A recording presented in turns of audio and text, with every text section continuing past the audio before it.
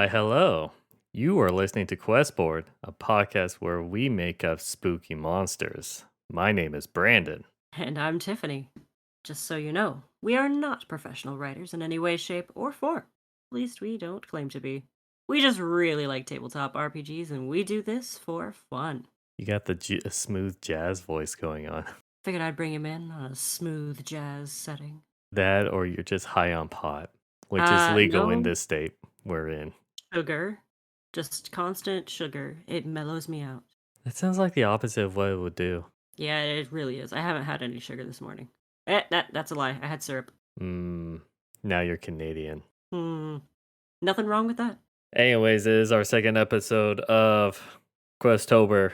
We kind of forgot to say the name last episode, but we're calling it Questober because it's October and we just add the word quest to it. We just add the word quest to everything. Yeah, we're a one-trick pony. Anyways, we're now down to 4. We have 4 spooky scenarios, rumors that we could hear and make a quest out of. So, I guess that means we'll find out what creepy monster we'll try to come up with this time. Yeah. Do you have a D4? Yes, I do have a D4. Yeah. All right. I rarely use D4s. Yeah, but don't lose them because they're really pointy. Yeah, you know they're nicknamed caltrops, right? Oh, yes. For a very I've, good reason. I have stepped on one. It was not fun. Anyways, here we go. I got 2. Ooh. Here we go. Farmer Bildorf's cows keep turning up dead. Not just dead, either. Torn to shreds. What could be big enough to tear them literally in half? Many people in the town think it's werewolves, but I think Farmer Bildorf is doing it himself. I think he's really a creature in disguise.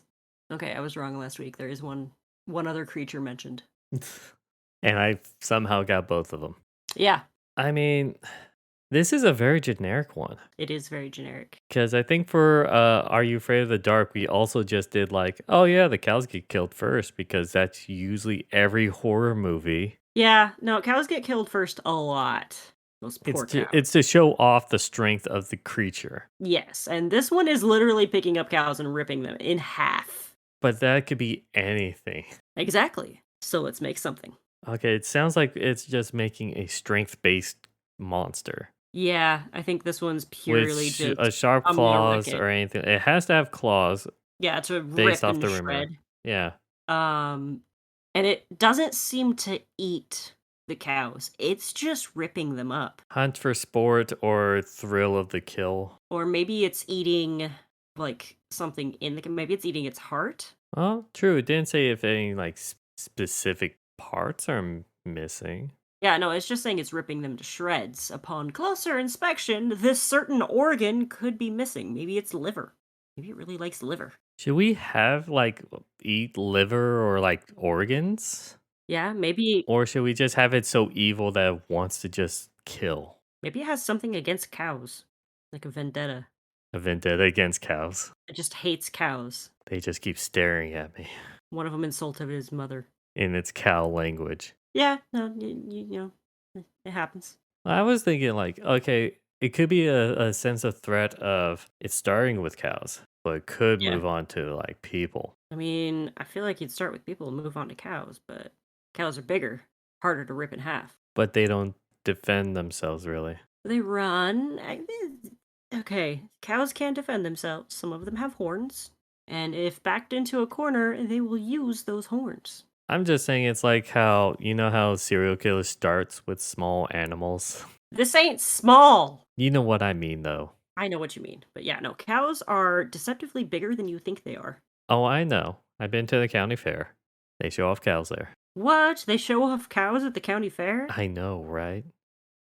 I don't want this to be a generic thing though. I know, but sometimes you just gotta go generic. But we do need it to be spooky. Spooky, creepy, maybe even a little scary. At least the goo monster was a little bit more original, as far as I know.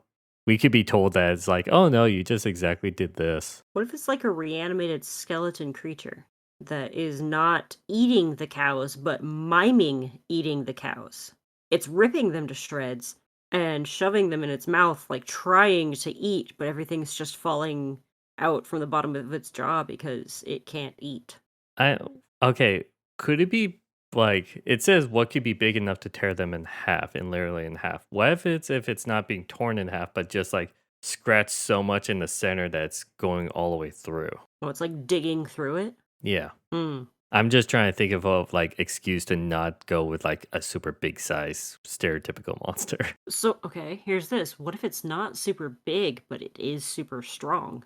Or Why is this one so much harder? because it's just cows getting ripped in half. And we can't do werewolves. Well, I didn't want to do werewolves to begin with. Let's just like if it mentions a monster, we're not doing that because No, like obviously not it's because it's a rumor. It's someone saying it's totally got to be this thing, and it's totally not that thing. that and we want to actually make a new monster out of this. Yeah, we want to create something. So I guess just like the skeletal remains of something It could work.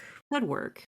And it doesn't need to be like big and hulking. Honestly, if it's something that's reanimated, it doesn't have muscles to control its bones anyway, so it's going off of pure like mystical energy.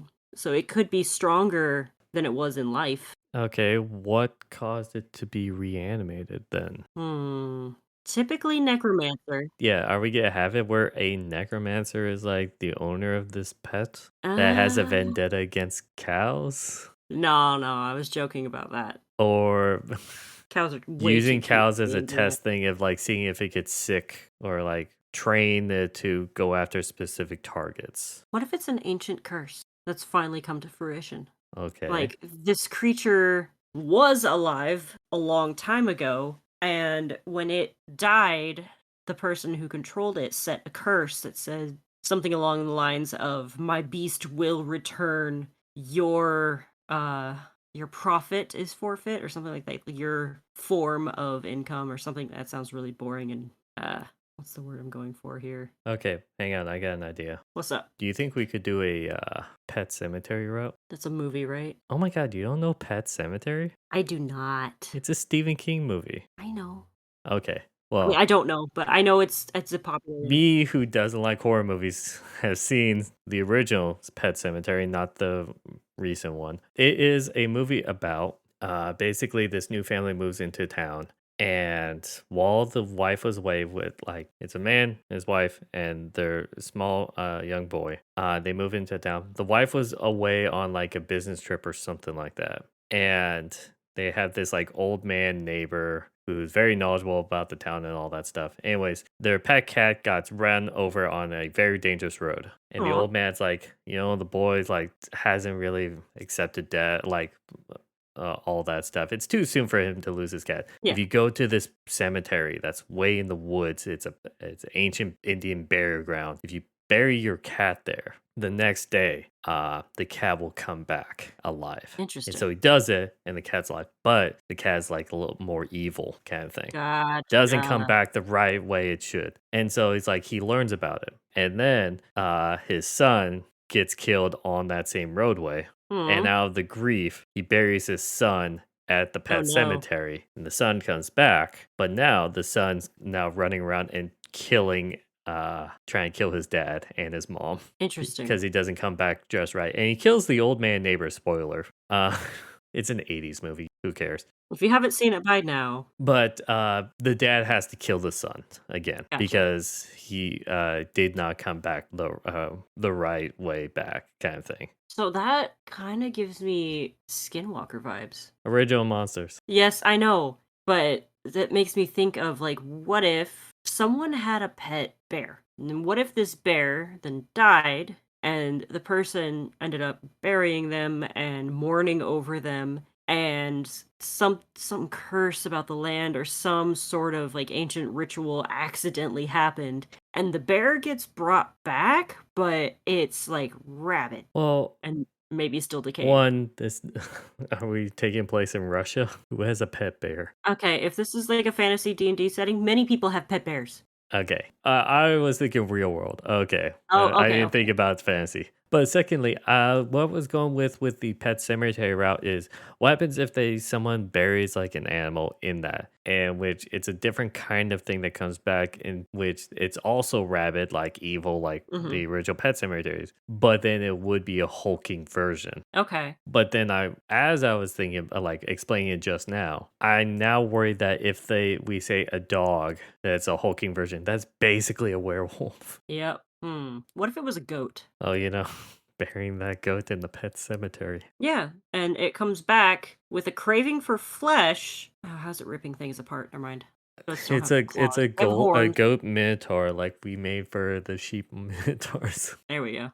I feel like I want to be a little bit more unique instead of just doing a, goat minotaur or undead. Yeah. I was hoping for something. Like build it from various animals. Yeah, and having a good grotesque description of it. What if we go a Dr. Frankenstein route then? Ooh. Someone is experimenting and combining different animals together, and this is kind of a field test to test the strength of what they've come up with, if it holds together, and if they can maybe turn this into a business venture. We're like, hey, I'll make monsters for you. But the creature kills its creator Yes, it turns on its creator and because they then breaks forgot. out. Yeah. So, okay, what parts are we putting together? What creatures? You said it's got to have big claws. Yeah, it has that big claws. Okay, also, are we doing real world? Yeah, let's do real world. So this could be a monster of the week scenario, or even possibly Call of Cthulhu if you want to go that direction. Oh, can we do a Cthulhu? Okay, we do a Cthulhu twist on it. Hopefully you know more about like the actual lore. I do not. Okay, it might be a little bit hard. But what happens if the scientists try to infuse like the demonic or eldritch energy into a creature and And it that's causes what it made to it. mutate into a grotesque monster? That does mean we need to put tentacles somewhere. That is one thing I know about Cthulian creatures is they almost all have tentacles. True. Okay. Well, we could have it where the mouth of whatever creature we choose, along with its teeth, like coming from inside, like think of in your mouth the walls of your cheek, Yeah. and it like goes back to be behind your teeth, kind of thing, Mhm. like that wall lining. Yeah. There's tentacles that come from that point that go like when it Okay. opens its mouth, it like the tentacle comes out to grab it and pull into the mouth Okay. to chomp down. Yeah. So okay, we got the mouth. I was also thinking maybe instead of like a regular mouth, it could be like an eagle mouth of some sort, like a beak. So tentacles that pull into a beak. Okay. And we can definitely go with bear claws, but what about gorilla arms? Well, we could also, if we want to make this a flying creature, then an eagle's talons or a hawk talons would be sufficient enough for gashes. That is true. So okay, if we're gonna go with the infusing with eldritch or like energy, Hmm. are we gonna just do one creature that gets mutated, or are we doing No, like multiple creatures put together and then the eldritch energy put into it? I'm feeling the Frankenstein's monster meets eldritch horror. That sounds just fun. Okay. So it's a random amalgamation of monsters, like creatures. Like the body is this, the tail is that. It's maybe got wings grafted onto its back and all that kind of fun stuff. Yeah. I feel like we need to make sure that they meld together to make it look like a solid singular creature. Does it need to though? What if it does look like a random amalgamation of animal parts and it's just wrong and it just causes you almost to have a mental breakdown just to look at it? I'm worried about like if described to the players, would that convey a good sense Okay. of horror? You know what I mean? Yeah. So let's In my say, opinion, like the having the mismatching, like obvious sewing between yeah. might be viewed more comically. That's what I'm mostly worried about. Gotcha. Of course. I knew that. Sorry, I was trying to Google what the biggest bird in the world is, and like, yeah, it's an ostrich. I'm like, I meant ones that can fly. A condor. Yeah, largest flying bird in the world. Thank you. The wandering albatross, actually. Oh, Second biggest would be the great white pelican. They're all pelicans, or albatross and pelicans. Like, I did not realize those were the biggest flying birds. I didn't know Okay, that either. yeah, that makes it silly if it's albatross wings, but I mean, wings is wings. I mean, we could take smaller things, and because of the eldritch energy, magnifies and makes it larger. That is true. We are Yes. doing on the realm of Eldritch horror. So, Okay. I had a thought of how to include the talons as well as bear claws. So it's got like, front feet, back feet, like a normal quadrupedal animal. okay. It'll just have like maybe the front feet of a bear, but also coming out of its shoulders are a pair of bird legs that kind of just hang there like T-Rex arms that it also uses to grab and grasp onto things. And that's the front or back legs? That's the extra front leg. So it has two sets of front legs. It's like it's coming out of the front of its shoulders. Like it's got regular legs, but then it's also got these extra eagle legs coming out as well. Okay. And are we doing like the base model being a bear? I was still thinking that because it's a good solid animal, like pretty big. To graft things on, basically. Yeah, nice and sturdy. So albatross wings, beak and feet of an eagle, with like octopus tentacles, or do you want squid tentacles? Because giant squids have actually a little hook at the end of their longer ones, their grasping ones. I think the tentacles will be purely like actual eldritch like energy instead of actually from a real creature. You know what I mean? Gotcha. Yeah, That would be one of the side effects. I do love the image of the tentacles coming out of the face, but what if there's like a void opened up on the back of this thing with just a bunch of tentacles coming out of that? Kind of like kind of a displacer beast kind of look to it. Yeah, except they're not actually coming out of its back. They're coming out of just like a hole in its back that goes into a void. Side note, when like the tentacles that pulls into like actual beak to bite down, that's basically a mind flare. I just realized after I said displacer beast. Yeah, you did. Yeah, that is a mind flayer. It's basically a mind flare. It's a mind flayer bear. Mind flare bear. Yeah. Is that the name of this episode? No. We'll probably think of something better. Watch us not. What about tail? Do you want to give it like a scorpion tail? Or what other tails? Like what other cool tails are there? I think if we do major focus on just like the front paws slash mouth as like the straightness of the bear or Yeah. mutated bear, I don't want to give it like too many quote unquote abilities. You know what I mean? Okay. Yeah, I If we get you do on that. prime focus on like the essence of shark claws, like able to tear and rip things up, Yeah. is like the gimmick of this monster. So instead of being like stitched together like Frankenstein's monster style, like I like playing off of the Eldritch. So maybe like this person just had all these different animal carcasses, I guess, together and then cast some sort of spell that molded them together. So they do look like they're organically growing from each other, but it is still grotesque and unnatural. Okay. Okay, like he tries a ritual to have the eldritch gods infuse their powers into these carcasses. And Hmm. let's just say he has multiple carcasses for this like circle. Yeah. And he intended for each one just to get their own essence. But Right. instead it just fused them together. Yes. Okay. And so then that allows us to twist things up so that it's not exactly like the creatures. Yes. Okay, I think we could go with that. Cool. So, description time. I thought we just described it. Yeah, we described different parts, but like how. Okay, so for example, we're doing the body and the front and back legs of a bear. Yeah. Is like the what is the fur like? This is going M really in depth on the description. So, what is like the yeah, fur like? matted, probably matted, definitely looks like it's got mange in places. Is there like bits missing? Definitely bits missing where you see just bare skin that's probably, looks like it has sores on it in spots. Sores like is it like kind of on the undead looking side kind of thing? That's where I was headed towards, yeah. Okay, I assume Is this will be. technically a reanimated corpse. Is this gonna be like a grizzly bear kind of thing? Yeah, I was thinking grizzly. Okay, should we have it the same like fur color or should we like have it different and alter because of the eldritch energy? Purple. Dark purple. Oh, first thought was vibrant purple. I'm like, that just looks weird. No, no, no. Go with a nice dark purple. So you think it's black, but then it gets in the light, and oh my gosh, that's a purple bear. Okay, like a very like dark, deep purple. Yeah. Okay, so for the bear claws themselves, is it going to be just bear claw shape, or should they like have the bear paw and like each toe is elongated out? I feel like the claws definitely need to be longer than average, like way too long to have been the actual bear's claws.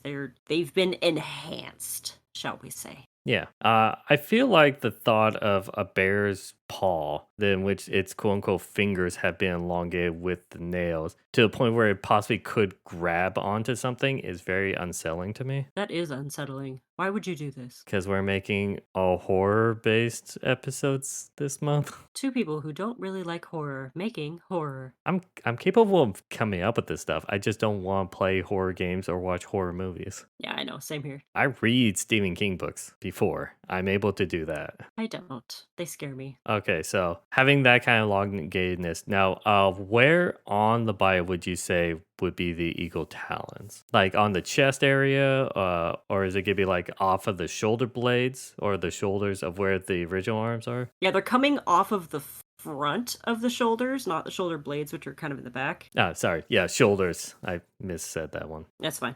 And like kind of like hanging down like just underneath the head, and they're just kind of there where they can reach out and grasp. Okay. For that, usually for eagle legs, if I remember correctly, more of that like scaly kind of texture to it. Yes.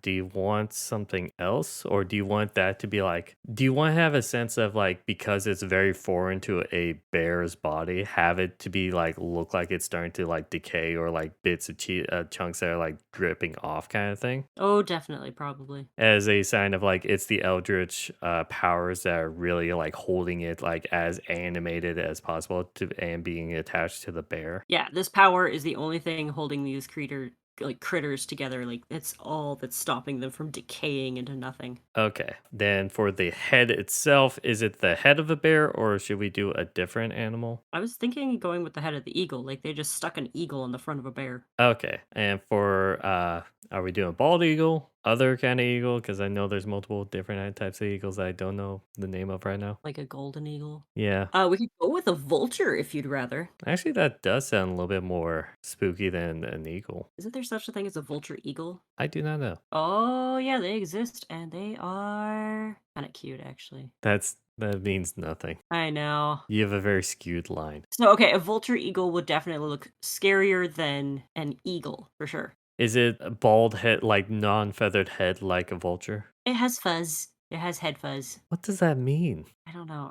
I don't know if what I'm seeing is a vulture eagle. No, this is never mind. That's not a thing. That's not a vulture eagle. That's just eagles versus vultures. So let's just go with vulture. Okay. A vulture has no feathers on its head. Actually, this one looks fuzzy. I have to now Google vultures. There is a type of parrot. It's a Pesquet's parrot. They're black and red. It's called Okay, the they Dracula somewhat have parrot. hair on their head, but it's mostly Yeah, just like old balding man or something. yeah. I don't know if you're seeing the one I'm seeing. Like apparently this one's from National Geographic. Got blood like dripping off the beak. Yeah, I see it. That's gross. But yeah, he is still slightly. There's like a peach fuzz going on. Yeah, I mean it's covered in blood, but yeah. Yeah. So I like the idea of having it be a vulture's head because it also has that long wiggly neck. Okay, yeah, we have somewhat of that neck attached to the Mhm. body. It could even be using the vulture's wings because they typically have a pretty decent wingspan as well. It just made them bigger so it could lift all that bear. God, this thing is